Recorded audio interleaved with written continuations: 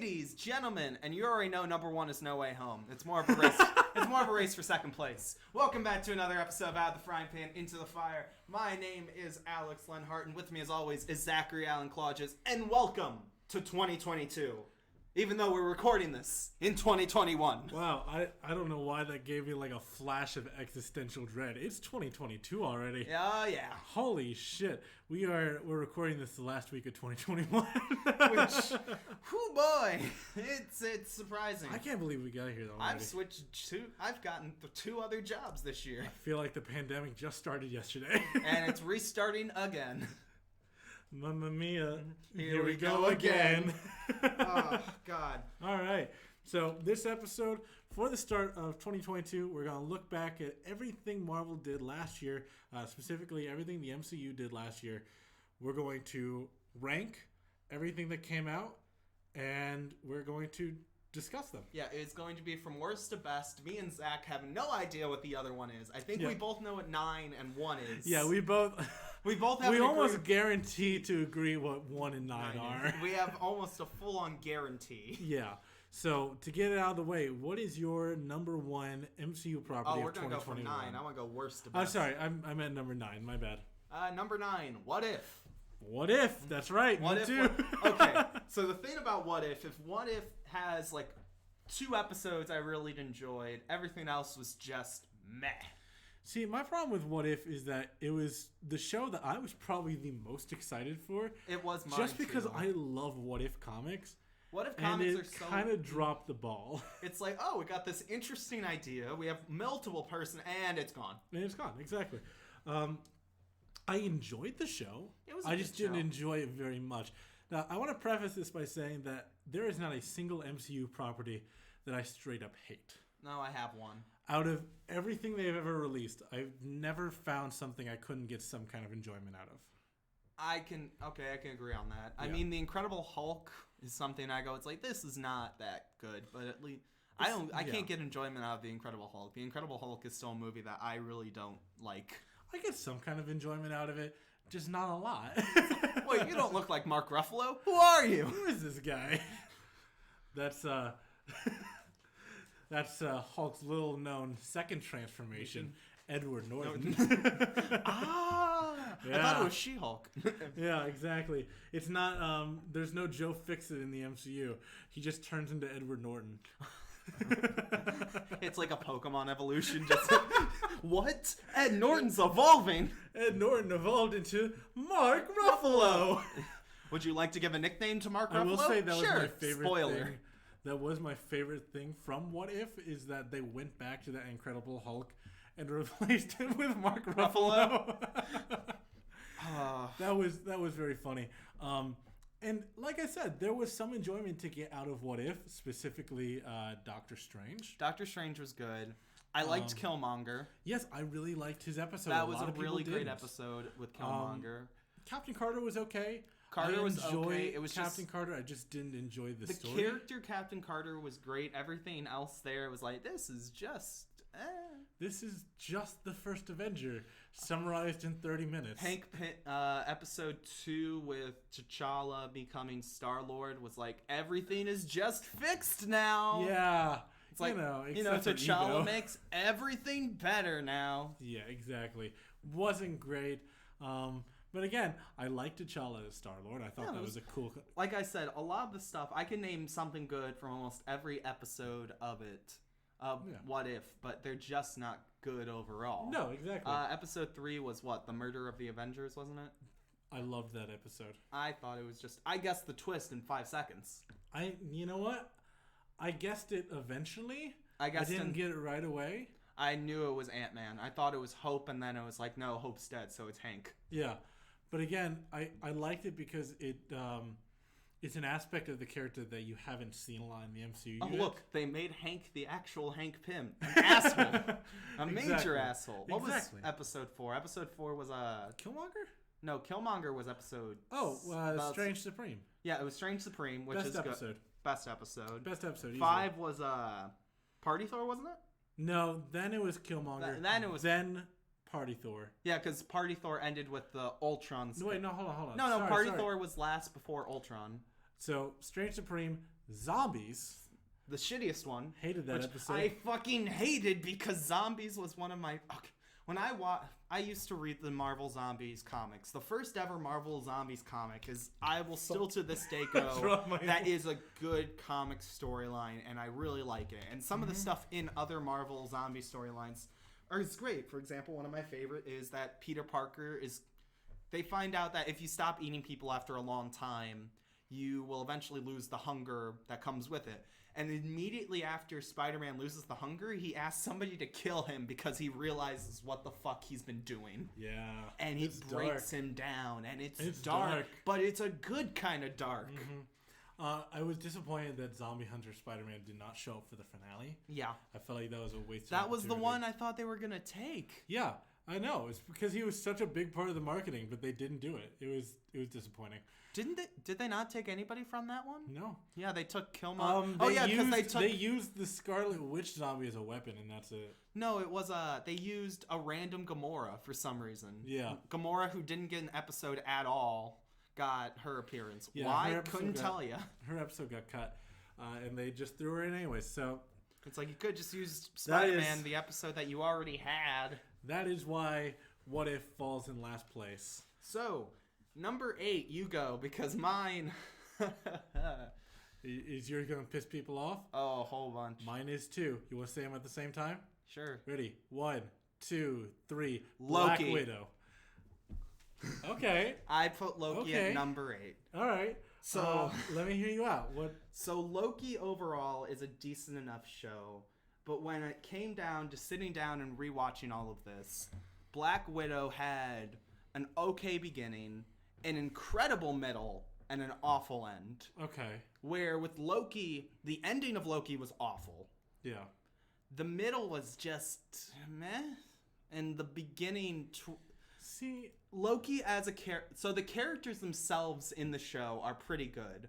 The plot around Loki is just awful. And I can't say from week to week it was a bad show.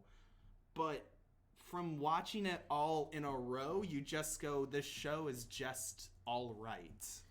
Yeah. Where I think it's the weakest of all of the shows that came out this year.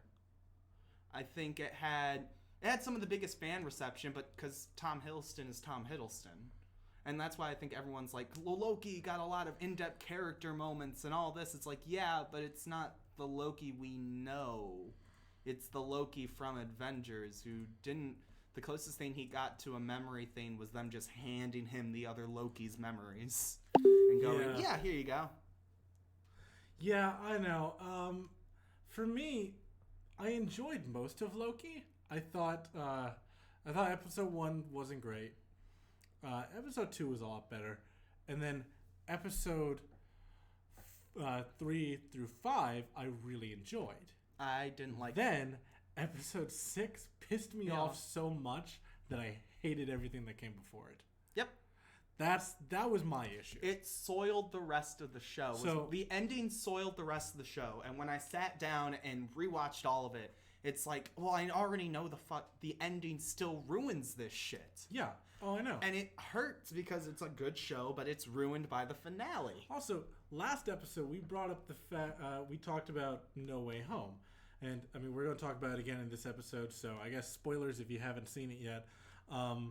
They kind of established that variants are basically siblings.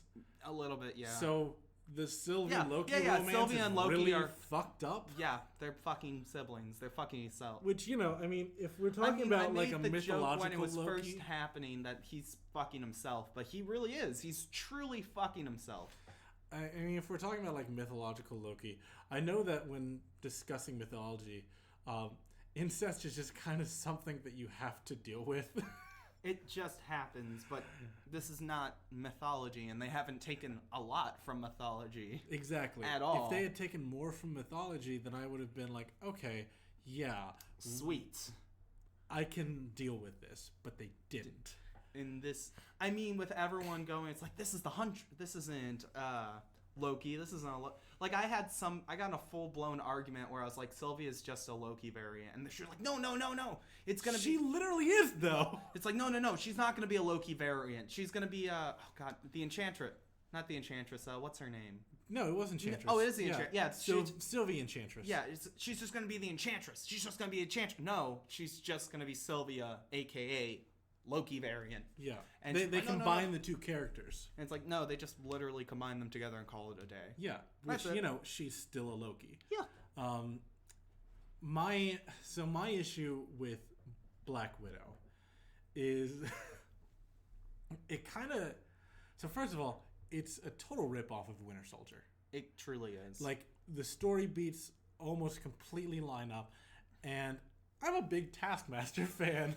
That is the problem, isn't it? I'm a really big Taskmaster fan, and they had the opportunity to make a really good Black Widow story with Taskmaster and to keep everything almost the same, but they didn't.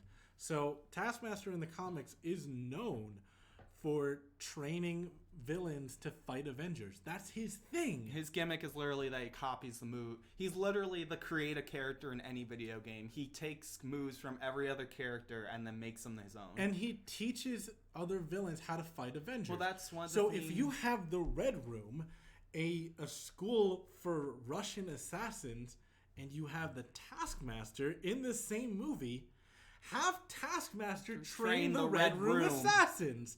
Not just be a mindless weapon zombie that rip-off of Winter Soldier. See, people were bringing up, it's like, the reason you don't like Taskmaster because she's a woman. It's like, no, that has nothing to do with it. Taskmaster's just a very complex and easy character to understand, and they fucking ruined him. Exactly. Like, I don't care. That, like, out of all the changes they made to Taskmaster, that's the one that I was like, okay, yeah, I'm cool with that. Mm-hmm. But everything else, like, the costume sucked. The story... I liked the white suits. Huh? I'll still fight for it. I loved the white suits. No, I meant Taskmaster specifically. Oh, you mean Taskmaster? Oh, yeah. Yeah, with his fucking... Because Widow... Because I will fight for Widow's suits in this film. I really enjoyed the Widow suits. The Widow suits were good. I'm okay with that. But Taskmaster's costume, awful. Terrible. What? There are a lot of really good Taskmaster costumes from the comics they could have pulled from, and they didn't do any of them. And then they completely changed the character of Taskmaster, and again, basically turned them into the Winter Soldier. Mm-hmm. Took the entirety of Winter Soldier's story and gave it to Taskmaster. I'm actually curious now. Are our numbers Evans just swapped? Yeah, probably. Ready? No, hold on. I'm almost finished. I'm almost finished. And it could have been so easy to do it well, and they just didn't. That frustrated me enough to put it in 8th place. I will say I do have hope that Tony Masters could show up as Taskmaster later on, as a member of Damage Control, there to clean up the Red Room and finds the abandoned Taskmaster suit. Yeah, and then takes that suit and makes it his own. Tony Masters could show up as a comic-accurate Taskmaster, and it'd be a way of become like the second Taskmaster. It'd be a way. I'd be cool. I would happily love to see an actual version of Taskmaster in Moon Knight, or even like Dreykov's daughter. I don't remember her first name. I'm sorry. I don't either. I just Anastasia. I think Anastasia Dreykov, was that it? No. Even if she goes on to become a more comic accurate Taskmaster, I've watched this movie. I'd be cool with I've watched this movie twice now, and I don't. They only say her name once. Yeah. So ready? Number 7. Number 7. We doing them at the same time? Nope. Just go. Loki. Black Widow. Hey! There we go. There we somewhat agree. I've already discussed why I hate Loki so much. If you want to go ahead and talk about your hatred of Black Widow. Almost all your points I agree with, but the reason why Loki wins overall is I bonded way more with the characters in Black Widow than I did in Loki. That's fair. The only one I really truly love, I love Tom Hiddleston, I really do, but I preferred the alligator. The alligator was the best part of Loki. I loved classic Loki. I was really into pretty that. Great too. But Black Widow had Yelena. And Yelena right now is the best thing going in the MCU, besides Scarlet Witch.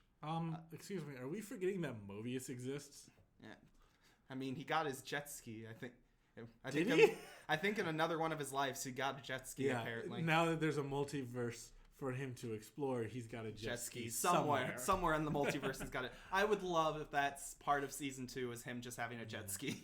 Yeah, just a jet ski in his office. Mm-hmm. But I mean, I loved the Red Guardian. I loved the family dynamic in it. Yeah. Like, I mean, even though the Red Guardian was annoying at points, it's like, I'm the Red Guardian. I defeat Captain America. Yada yada. It's like I still find it funny. Oh, you know what? Months and months and months ago now, we did an episode about Phase 4 of the MCU so far. And this is more or less kind of an update of that. Yeah. And we did that episode right after Black Widow came out. And there was something I wanted to bring up that I totally forgot about. And I want to bring it up now. So during the prison scene, he's talking about he fought Captain America. And this big burly man who's apparently the MCU's first mutant, by the way. Oh, is he supposed to be the grizzly guy? Yeah. Yeah, that's him. That's who he's playing. They just never confirm it in the movie. Of course, because that would be way too much. Exactly. But it points out that Captain America was frozen at the time. And I thought, hold on a second. What if this is our introduction to William Burnside? That would be... What if he actually did fight Captain America, but he just didn't fight know No, I think Steve he did Rogers. bring that up. They never He brought it up to confirmed me at the very least. I brought it up to you. I didn't bring it up in the episode, but I totally forgot, and I thought that would be a cool thing. That would be a cool thing to bring up. To show later on. I'd like to bring up the point that the Red Guardian in the comics and Black Widow dated.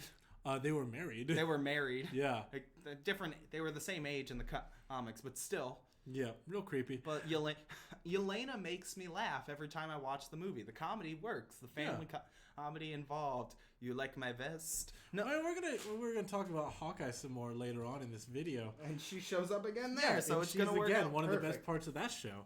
I'm scared our lists are gonna line up after this point. I don't think they are, because there's another one that I know we don't agree on.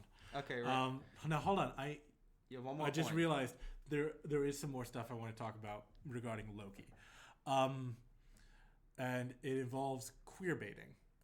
Oh, yeah, that shit. Oh my god. They fucking... Now, I don't care that Loki ends up with a woman.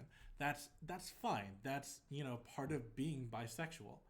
I do care, however, that Loki is listed as gender fluid, and then episode 5 just kind of throws that out the window when he addresses wouldn't it be terrifying to be a woman?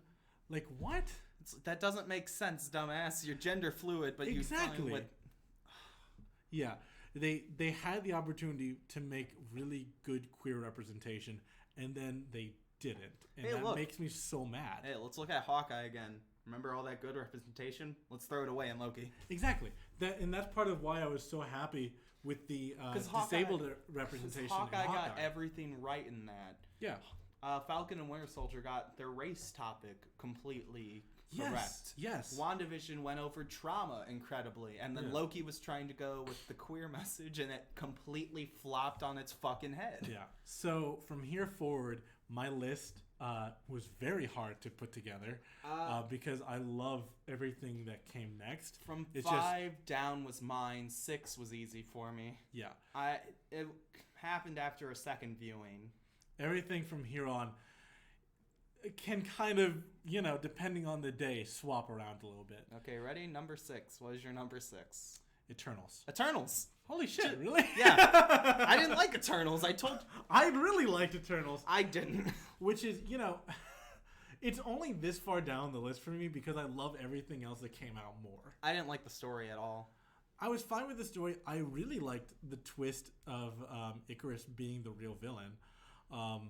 But for me, the thing that I loved most about Eternals were the characters. Because I feel like we got a lot more of character interaction and character development. That is why Eternals is number 6. Because the Eternals themselves are decent enough characters. Yeah. Like when...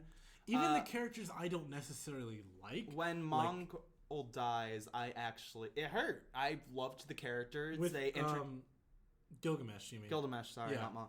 I'm thinking of another one. I can never remember their names. I've seen this movie twice now, and I still can only remember Icarus. I remember everyone's name except for the speedster. I remember Icarus, and I remember the one's name is based off Tinkerbell. Oh, Sprite. Yeah, Sprite. Yeah, but like I was gonna say, even characters I didn't like Sprite, were really well written and Sprite deep characters. had a reason to be so mad. Exactly. And it makes sense. Exactly. And that's what I love so much about it. What's his name? That's the dickhead. The speedster really turned her around.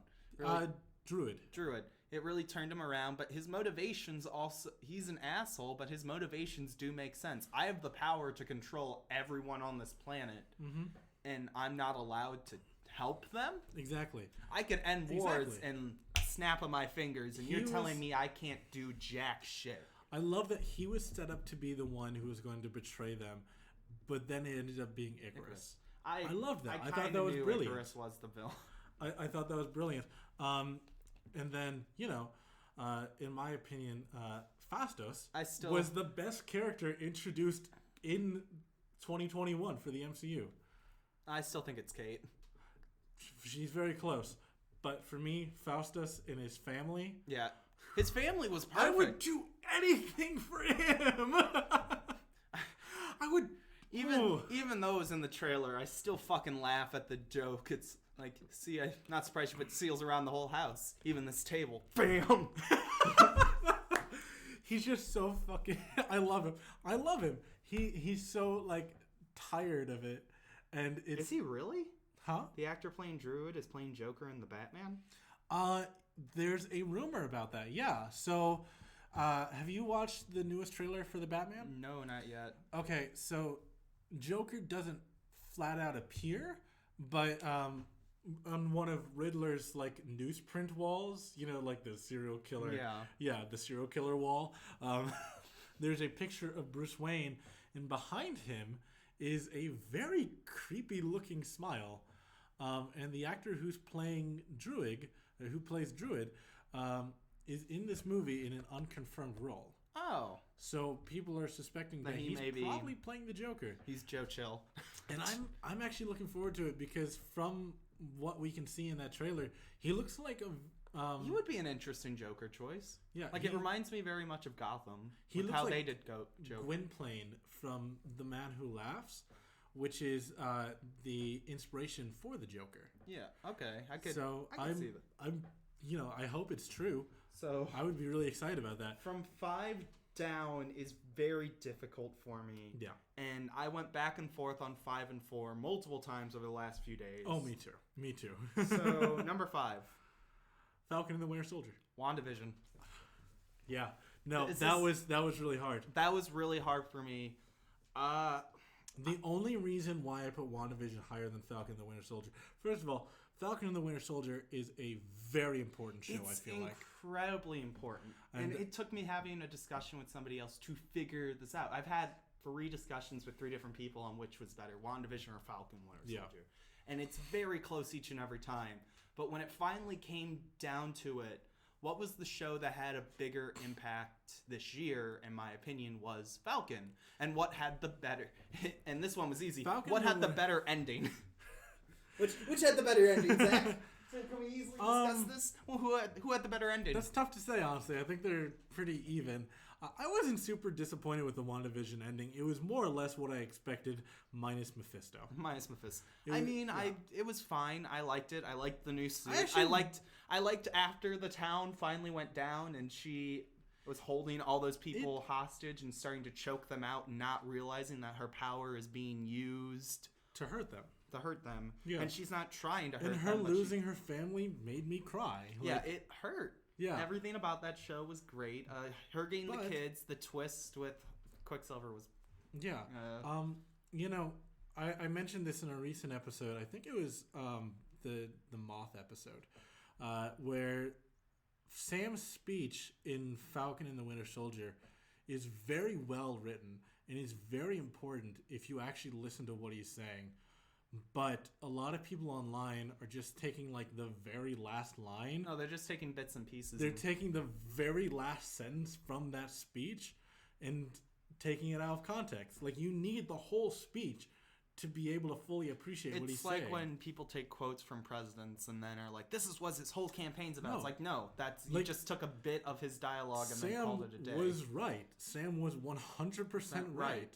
And I feel like a lot of the audience just needs to listen better. Because the message was literally, you guys only care about the people now when you should be caring about everyone and everything. And not to get too political, but it reminds me of my own personal experience and growing politically around the Black Lives Matter movement. Yeah. Because, I say not to get too political, but I feel like it's important to get political, especially in this conversation. This show is meant to get political. Exactly. That's not a bad thing. Like, the best thing about it is it's targeting political views and hitting them very well. I grew up in a very, very conservative small town with not a lot of outside influence.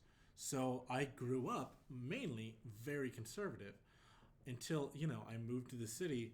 And the thing that got me to realize just how wrong I was I finally just shut up and listened. Mm-hmm. Which is exactly what I feel like needs to happen with this show. I had a very similar moment to Sam's speech at the end of this. It's a moment of the cogs click into place. Yeah, I had a very similar moment to the end of to Sam's speech at the end of the show, where somebody was talking about their experience as a black man and how they're scared to walk home alone because this happened in 2014, which, if you don't know, was the year that Michael Brown was shot here in this city. Well, there's a lot of stuff in the show that is incredible. For example, how Falcon hasn't earned the respect of people. It's like people are still calling him the Black Falcon. He's not the Falcon, he's the Black Falcon. Exactly. And those moments of, it's like, that's the Black Captain. No, that is Captain America. Yeah. There's nothing there more than that. Sam Wilson is Captain America. Nothing more, nothing less. But it's bottom line there. And I'm discussing it now, but my number 4 pick is Falcon and Winter. My number 4 pick is WandaVision. It is swapped for both of us. Exactly. Oh, so are we going to have the same top? We're going to have a very similar list, and I thought we'd be more different than this. I thought saying, oh, Jesus Christ. So it's going to be way easier for us to discuss our podcast one. It's just going to be flipping them. But Falcon and the Winter Soldier for me hit so close to home because it reminded me of that moment when I realized that I was wrong and that I needed to do better. That's kind of what happened to me. It was a moment where it's like, this message is powerful and more people have to realize this message and put it in place.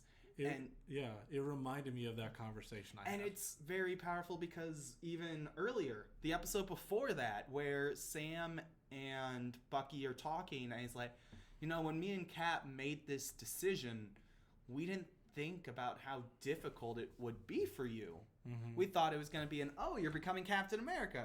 It's easy for you. Yeah, like, isn't that exciting?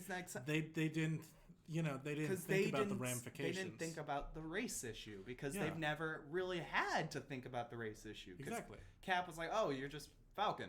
You're my buddy. You're my pal. That's it. Yeah. Where everyone else is like, he's a black man and he's doing this. It's like, no, he's just Captain America. He's fought around the world. He is one of the most known superheroes. And even after being the most known superhero, he goes to the bank to try and get a loan. And they're like, well, no. It's like, but I can still get an autograph? Exactly. Like I said, number 4 for me was WandaVision. This show, visually stunning. It's an amazing, beautiful show. Every detail.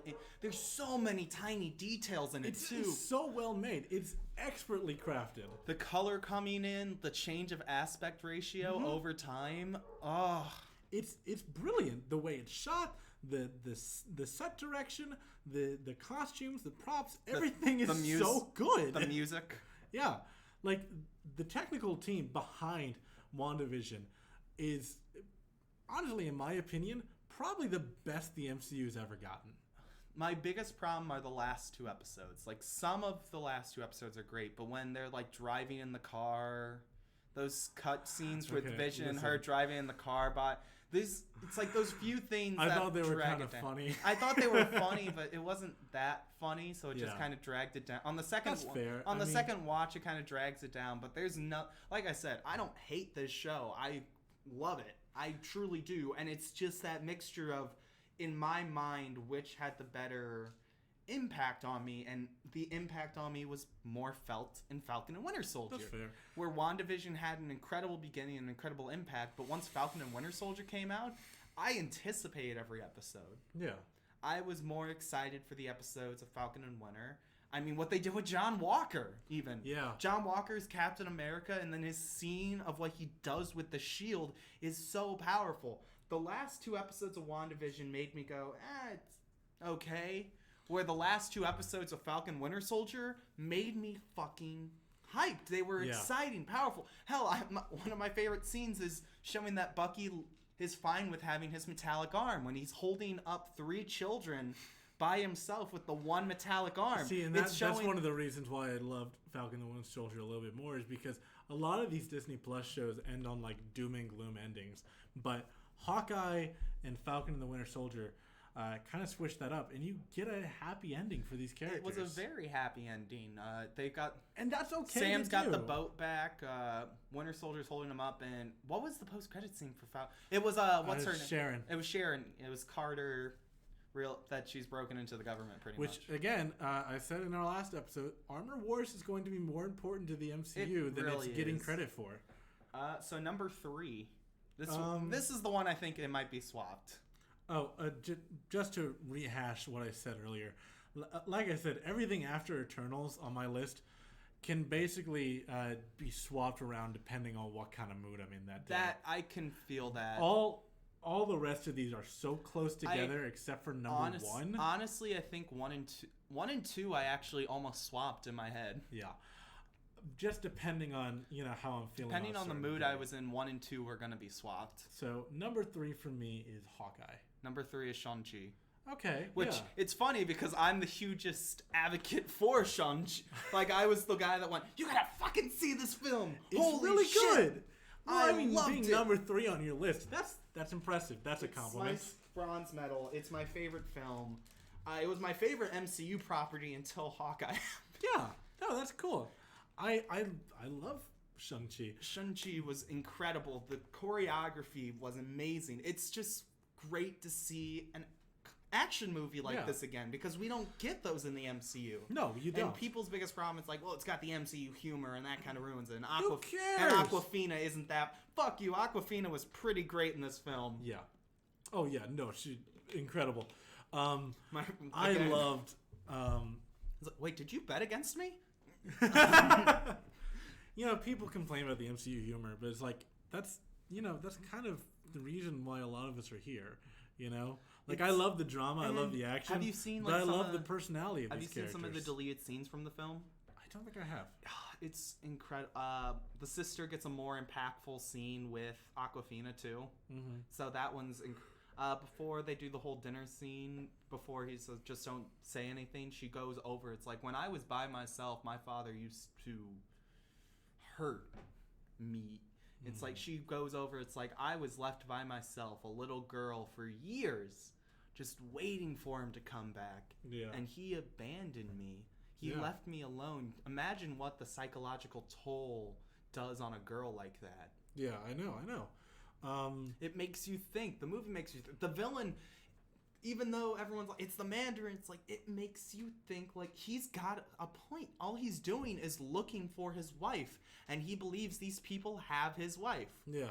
True. Yeah. I mean, it breaks down into a giant CGI monster fight in the end. Who cares? It's a comic book movie. It's a comic book movie. I don't understand that constant criticism. Like, it's a comic book movie. Of fucking course it's going to do that. It's an incredible ending to a film. Juan showing up with Abomination was a cute touch. Oh my god, I loved that they brought back Abomination. I love that. Even if it was just a cameo, it was nice to see. He is reportedly going to be back for She-Hulk as well. I wouldn't be surprised. There would be a great way. It also gives me hope that we could see the leader again. That would be nice. That'd be really cool. Because he's more or less been abandoned. I would love to see Ross as Red Hulk and She-Hulk. Yeah, I would love to see Ross's Red Hulk. Oh, in general. So we talked about Black Widow a long time ago now. Yeah. But apparently, when Natasha says to Ross, "You're not looking so good," that's a reference to Red Hulk, that he's probably already been experimenting on himself. That doesn't. And I think a lot of people have been talking about like, oh no, it's the Dark Avengers. I think we're building to the Thunderbolts. That Red Hulk is going to be that on would be that really team. good. Yeah. The Thunderbolts would be really fun to see. So number 2, Hawkeye. Okay, yeah, Shang-Chi. I was so in my head. It's like Shang-Chi was easily number 3 because I love Shang-Chi, for the same reason I love Falcon and the Winter Soldier. The difference is Shang-Chi is better written. Yeah, Shang-Chi is way better written. I feel like Shang-Chi is a very important movie. It's this year's Black Panther is what it is. Yeah, that's exactly what it is. It's a movie that had no right being as good as it is. Especially for a very obscure character. Nobody like was Shang-Chi. excited for Shang-Chi. I wasn't excited for Shang-Chi. excited for it. And after I was left most the theater, excited for What If, and it ended up being on the bottom of my list. And then Shang-Chi ended up being near my top. It was number 1 for the longest time for me for MCU properties this year. Before the who. other two happened. Which, so this ends our list because number 1 is No Way Home for both of us. Yeah, but speaking more about Shang-Chi is like, that character has no right to work in live action, but he does.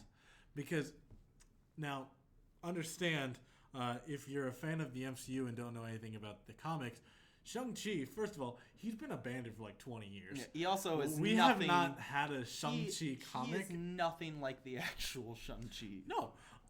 He is incredibly racist. Yeah. Yeah. So at the time that Shang-Chi was introduced, like in the mid-70s, kung fu movies and kung fu TV shows were very, very popular. He's literally based off Bruce Lee. Yeah.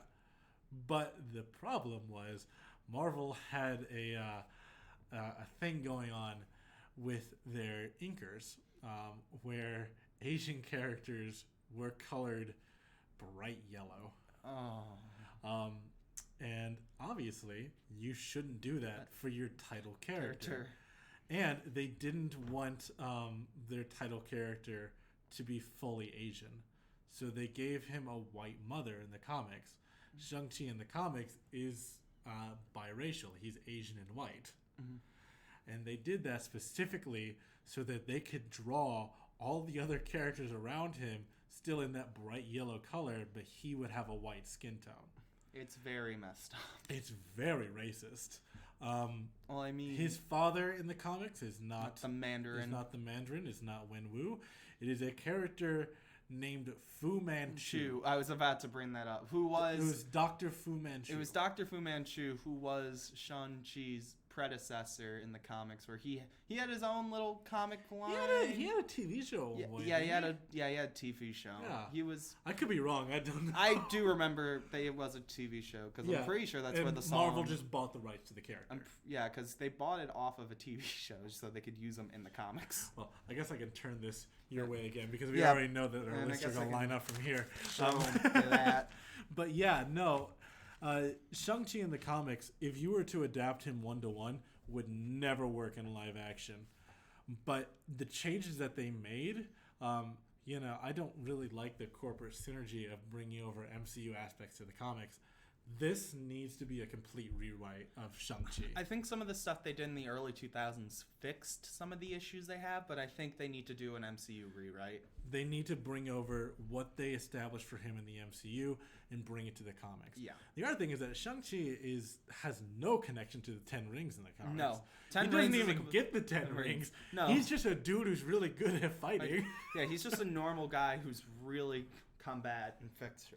He knows every form of combat in the world, I'm pretty sure. In the comics, he's been basically totally replaced by Iron Fist. I'm not going to pretend like I know anything about Shang-Chi in the comics. All I know is that his father was Fu Manchu and that his mother was white. And that was pretty much it before walked in the movie. And that one of his biggest enemies was the Mandarin. Yeah, he's Shang-Chi, the master of Kung Fu. Literally, when I heard about this film, I was like, isn't this just Iron Fist? Yeah. Funny enough, Iron Fist was introduced in a Shang-Chi comic. Yes. Yeah. But like I said, Shang-Chi has been completely replaced in the comics with Iron Fist. And the only reason I knew about Iron Fist is because I read Luke Cage. Exactly.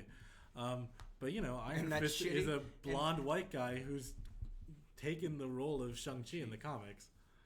Like Shang-Chi, they have not introduced Shang-Chi to a comic in at least 10 years. Do I need to defend my decision at number 2 for Hawkeye? Because Hawkeye... Let's talk about Hawkeye, because I haven't said anything yet. Here's the thing. I think Hawkeye was, if not, over time, I think it's going to be the best thing to come out of 2021. Yeah, As No Way Home, I think we're still kind of riding the hype train. I think it was the best Spider-Man movie of the year. Don't get me wrong, but eventually, down the line, when people are rewatching everything again, I think people are going to prefer Hawkeye over No Way. See, I'm not sure, because while, I am very, very active on our Twitter page. Please follow us at Frying Pan Pods. Wink. Wink. I'm very, very active over there. The response from the community was pretty negative. Yeah. People were not happy with the finale of Hawkeye. I loved it. I loved it. I was very happy. The scene where Yelena's breaking down in front of Clint is great. It is. Echo shooting Fisk is incredible, and her getting over her trauma. She's finally moving on. She's finally moving past her issues and becoming a better person because of it. The only change I would make to the finale of Hawkeye is give it a second post-credit scene where we see Fisk standing up again. Either that or see Yelena walking away from the gunshot. Yeah. That's it. Either That's the only thing I'd change. Echo's walking away and you see Fisk raise up his hand, or either that or Yelena going back to what's her name and saying, you can find somebody else to do my dirty work. Or just the police show up to Rockefeller Center. They find the blood pool where Fisk was, but Fisk isn't there. Or they find just something like that. Or they find Fisk and put him into an ambulance and say he's still alive. As comic book fans, and I know that he's fine. He's not dead. They wouldn't kill Fisk on his first big MCU appearance. And we know that Fisk is essentially bulletproof. Yeah, even though you don't know. Interesting fact about Fisk, he's not a superhuman. No, he's not. And he's not fat either. He's 450 pounds of muscle. Just straight muscle. Who knows every form of martial arts alive, apparently. It's not unrealistic for someone who would be that muscle dense to be able to, walk away from a bullet. Because, I don't know if you know this, President Theodore Roosevelt was once shot in the chest during a speech, but his pecs were so thick that he just kept talking. Oh. He coughed into his hand to make sure that it didn't pierce his lung. It didn't, and he kept giving his speech. And that bullet stayed in his chest for the rest of his life. He got shot, and he was fine. I mean, the rapper 50 Cent got shot in the head, and he has a bullet underneath his tongue still. Exactly. So the idea survive that getting shot to the head, who is about 300 pounds larger than Theodore Roosevelt, and 50 Cent, exactly, could survive a bullet to the head, would very easily survive a gunshot. I think 50 Cent would be the better analogy because he was literally shot in the head and survived. Yeah, exactly. So it's not unbelievable. It's just they haven't explained that aspect of his character in the MCU yet, so a lot of MCU fans are probably a little confused. Yeah. That's the only change I would make to Hawkeye. Everything else was amazing. So we talked about it a lot in our last episode, but I loved it. Kate Bishop was incredible in the show. Everything they did with the trick arrows. The trick arrows, oh my god, the trick arrows were so fun. Yeah. The trick arrows are great. Trick arrows, I love the trick arrows. I love that we're seeing a more 616 version of Hawkeye now. Hey, look, it's a female version of you. It's like, no, I think that's Katniss Everdeen. Yeah, exactly. The mom I was very happy with the costumes. The mom being the twist villain, I fucking called. Oh, 50 Cent was shot twice in the head and lived. Damn. Okay. Yeah. So because I know the one is right underneath his tongue where he could still feel the metal of the bullet. So we know that Fisk is fine. Yeah, we know he's alive. But like I said, would have been nice to get at least like a cliffhanger ending for him. Yeah. I mean, overall, I think Hawkeye was very well written. Yeah, I agree. The twist, I called the twist immediately. Me too. But I was fine with it. With the mom being the villain and the stepdad pretty much not have done. I thought he was associated with them at the very least, but it's like, actually, no, he didn't do anything wrong. Actually, you know what? That is one other thing I would have changed. Is that episode 4 of Hawkeye, I was a little disappointed with, knowing Clint and Jacques' backstory from the comics, having them face to face would have been a perfect opportunity to flesh out Clint Barton's history in the MCU. Yeah, but I think they were going for this is a different Jock. Yeah. Well, I mean, obviously his name is Jack now. Yeah, it's not Jock, it's Jack. It's Jack Duquesne. Hey. Which, first of all, Jacques Duquesne is a much better name. And French. But I will say I do enjoy this version of Swordsman more than the one that we have in the comics. The LARPers were funny as hell every time they showed up on screen. Oh, I loved it. Like, what are they doing in this apartment? Well, they're here. They're gonna make us a costume. I loved it. And the fact that Clint was actually like, okay, yeah, this costume's kind of dope. It's a little tight in the crotch, but it's fine overall. I love that, yeah. I'm excited to get a more 616 accurate... This suit's surprisingly aerodynamic. I'm excited to get a more 616 accurate Clint in the future. Because before, early on in the MCU... He was nothing like... very, very heavily based on... Ultimate Clint. Ultimate Clint, yeah. Are we going to get a scene where Clint Barton shoots the Hulk in the head? That would be going into Civil War 2 again. I said last episode that I do not want an adaptation of Civil War 2. It's going to be Although if they do, the MCU is pretty well known for taking shitty comics and making good movies. I mean, they made Civil War good. I like Civil War the comic. I did. I did not like, however, One More Day and A Moment in Time.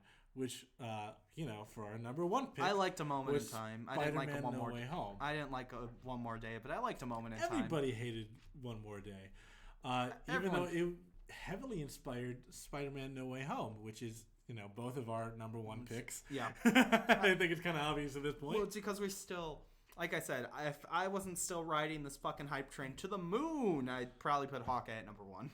I disagree. I feel like even after is our mic muted? It says somebody in the chat said our mic is muted.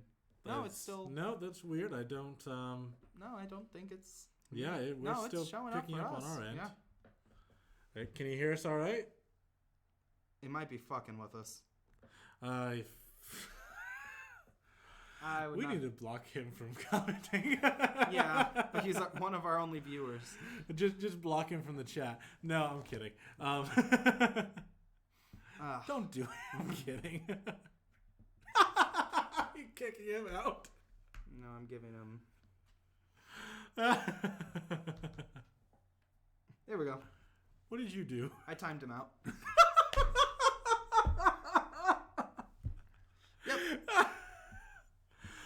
If you don't know, we record all these episodes live on Twitch. You can find us at twitch.tv/fryingpanpodcast. Wink again. Wink again. Two promotions in the same episode. Hey. We're sponsoring ourselves. I can't even remember where we were at this point now. And Anchor. Anchor is a... And Anchor. No. They don't get that for free. If we're gonna get sponsored, they gotta watch the actual sponsorship. But yeah, I feel like even after the hype for No Way Home dies, it's still going to be my favorite this year. Mainly because I'm a huge Spider-Man fan. We all know this. Spider-Man is my number one favorite comic book character of all time. And on top of that, I don't know. This was just a really great movie. And like I said in our last episode, I don't care about the plot holes, like the minor plot holes. There's only like very minor plot holes, and people are bitching. It's like, well, we didn't actually see the actors for Lizard and Sandman. I don't Who fucking cares? You don't need to see them. I don't. Yeah, that didn't bother me. There was like a half a second where I was like, that's kind of weird that he's like Sandman all the time. Then I was like, whatever. Oh well. Who cares? I mean, it still looked good. It did look good. It still looked good, even though I don't know if I preferred Spider-Man 3's Sandman design or the one they used in this film. They were very similar. It was very similar, but I don't know. There was this tiny... It looked a little bit better in 3. I think there are a lot of times that look better in this one, too, though. Because at times... When the giant Sandman shows up, it looked a lot better. In Spider-Man 3, it's 2007? Yeah. Yes, 2007 that movie came out.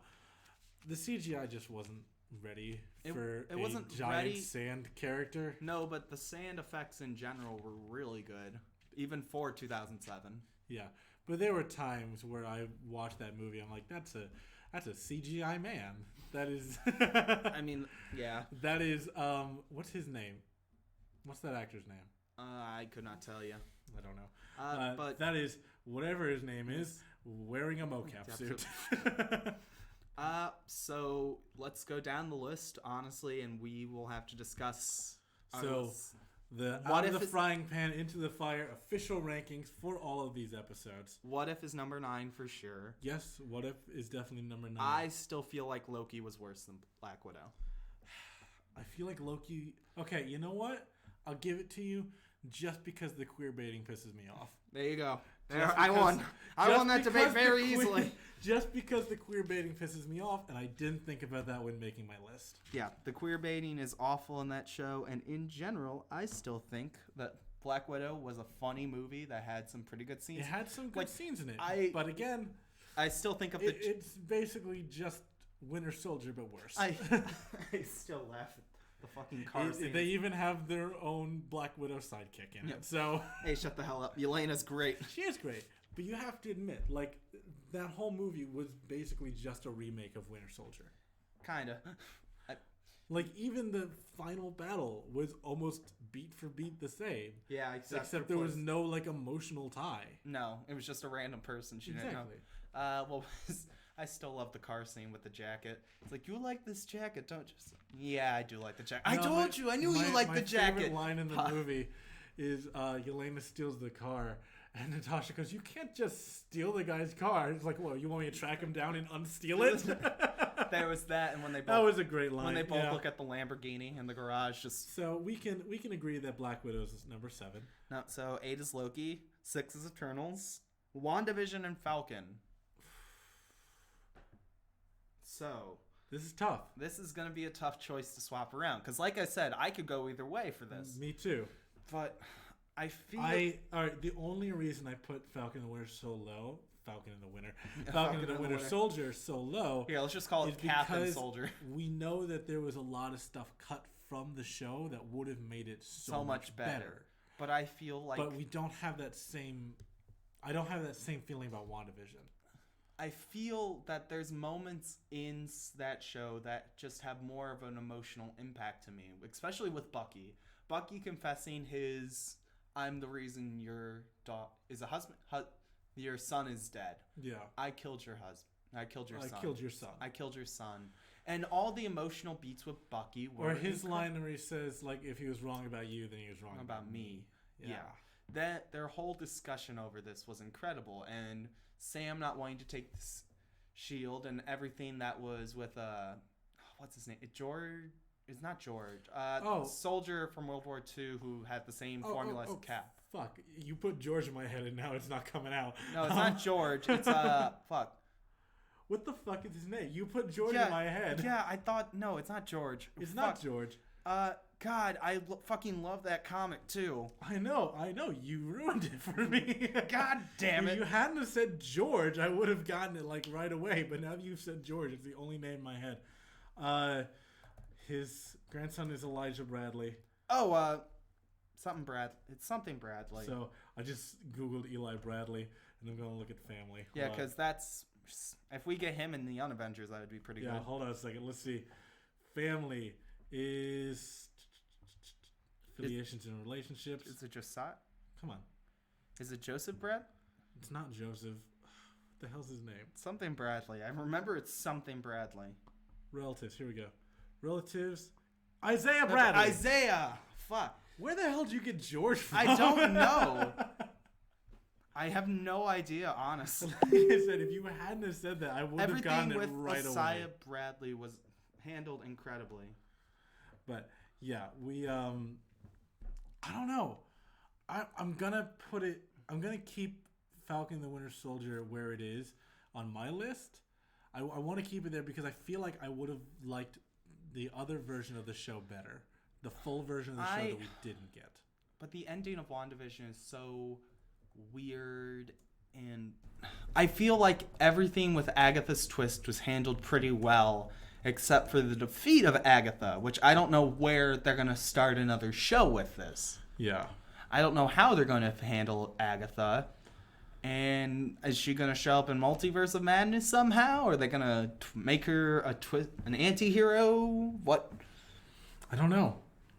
I don't know. But WandaVision's visuals, and actually, even and Monica, then, I would still. And Monica as a character was pretty well written. You know what? I'll give it to you. I'll give it to you because I feel like. No, I'm gonna die on this hill because I like WandaVision just slightly more. Also, than the military Falcon and the Winter man Soldier. twist was not that great. Huh? The military man. Yeah. Being one of the... I'm supposed No, to but be. the reveal of White Vision was. Yeah. Do you know about the ship of Theseus? Do you know about the ship of Theseus? Okay.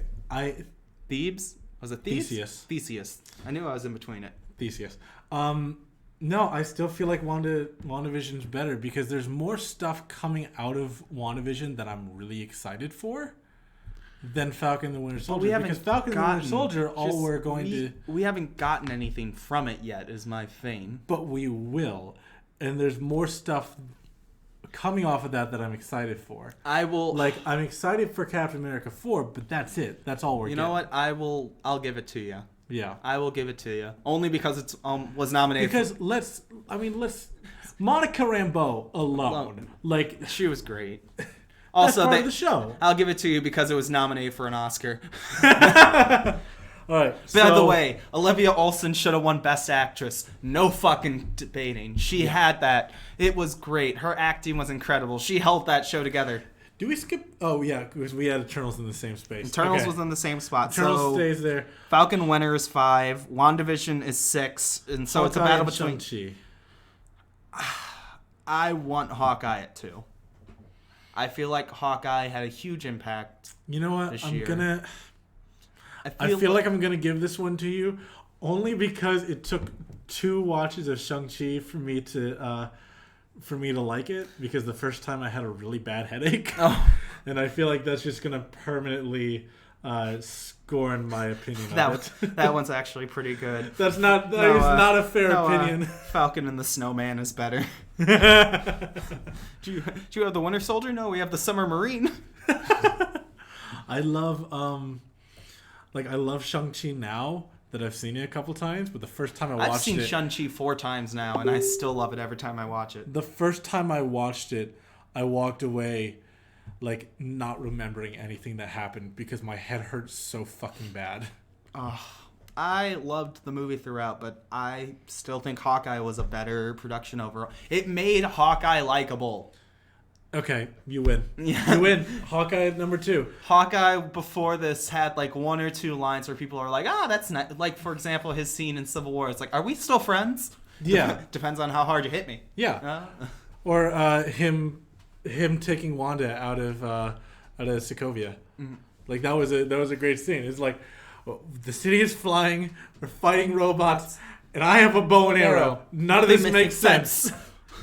Or he had a line in this show that I really loved where Echo tells him that he relies too much on technology. And he says, my go-to weapon is 2 sticks and a string. Yeah. You get more of his quips. You get to see him better, and it's a lot. It makes him way more likable. It makes me like Hawkeye a lot. Okay, so the official out of the frying pan into the fire ranking of the MCU in 2021 is at number 9, What If? At number 8, Loki. Mm-hmm. At number 7 is Black Widow. At number 6 is Eternals. Mm-hmm. At number 5 is WandaVision. At number 4 is Falcon and the Winter Soldier. At number 3 is Shang-Chi. And number 2 is Hawkeye. And number 1, didn't even need to argue it, is Spider-Man No Way Home. Did we put I thought we put Falcon at 5 and put WandaVision at 4. Oh, right. Yeah, I won that one. Yeah, because I won 2, you won 1. I should have been writing these down. Yeah, I literally have my list on a piece of paper, and he had the opportunity to write it down. Here, let me do it this time. That. The official out of the frying pan into the fire list is at number 9 is What If. At number 8 is Loki. At number 7 is Black Widow. At number 6 is Eternals. At number 5 is Falcon and the Winter Soldier. Yes. At number 4 is WandaVision. At number 3 is Shang-Chi. Number 2 is Hawkeye, and number 1 is No Way Home. I can't believe I argued that so vehemently, and then I got it wrong. And then you fucked it up. Good job, Zach. You know, we could just use my list if you want. Yeah, no, I was because your list stayed almost the same except for those two. Yeah, I mean, and those were the two I even went. It's like those two can be swapped at any time. Okay, yeah, but like I said, I love everything that's come out this year. I'm hoping for the future of the MCU to be almost the same at this point. They've been pumping out great show after great show. Yeah. I know a lot of people have been very not as happy with stuff, but for me personally, I'm glad. I've enjoyed everything. My only problem now is that I feel bad for newcomers to the MCU. Yeah. It's gonna have. But that's why it's gonna become the comics version of things where people are like, "Where do I jump into the MCU?" It's wherever like, you want. Wherever you want. It's like just watch a catch up online or watch something similar, and you'll figure it out. Exactly. And Disney Plus has what was it? Marvel Legends. Yeah. Legends is explaining everything. Thank God. Yeah. So. Yeah.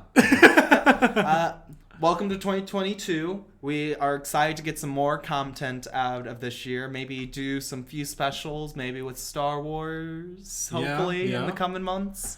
I want to do an episode where we review our show from 2021. I think that should be the 1-year anniversary episode, is reviewing the first episode. We, look at that. We're out of our first year already. Barely. How do you feel?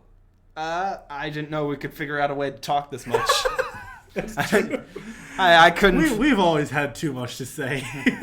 We're two guys who can't shut the fuck up to begin with. You are absolutely right. Well, I am so glad and so thankful to, be here and to have made this show with you so far. Yeah. And I'm excited for what I'm excited to see the future, Zach. Love you, man. Thank you. I thought you were going to do it back, but fuck. Thank you for watching another episode of Out of the Frying Pan Into the Fire. If you'd like to see more from us, you have heard us sponsor everything we've done today, pretty much. But if you'd like to hear it again, you can find us at Twitter at Frying Pan Pods and Instagram at Frying Pan Podcast. And if you'd like, we have a link tree at Frying Pan Podcast where you can see everything else that we are with. Anything else to add, Zach? Thank you guys for joining us again. If you want to watch our live streams where we record all these episodes live, just jump on over at twitch.tv/fryingpanpodcast. And don't expect a consistent schedule. No, but we announce all these lives on those social media. So if you're looking to join one of these, follow us on Twitter or follow us on Instagram. Yep. But thank you for being here with us again, and we will see you next time. Hoping to see new faces in 2022. Goodbye, everybody. Bye.